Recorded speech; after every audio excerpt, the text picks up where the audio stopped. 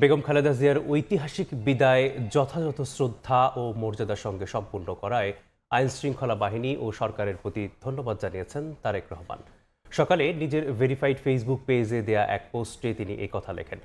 বিএনপির ভারপ্রাপ্ত চেয়ারম্যান তারেক রহমান তার পোস্টে লেখেন, তার জীবনের এক গভীর শোকের মুহূর্তে তার মায়ের শেষ বিদায় দিতে পেরেছেন তিনি। এটি এমন এক ঐতিহাসিক বিদায় যা দেশের মানুষের জন্য যথাযথ শ্রদ্ধা ও মর্যাদার সঙ্গে সম্পূর্ণ হয়েছে। আর তা সম্ভব হয়েছে যাদের যত্ন, দায়িত্ববোধ ও পেশাদারিত্বের কারণে। তাদের সবাইকে তিনি অন্তরের গভীর থেকে ধন্যবাদ জানিয়েছেন।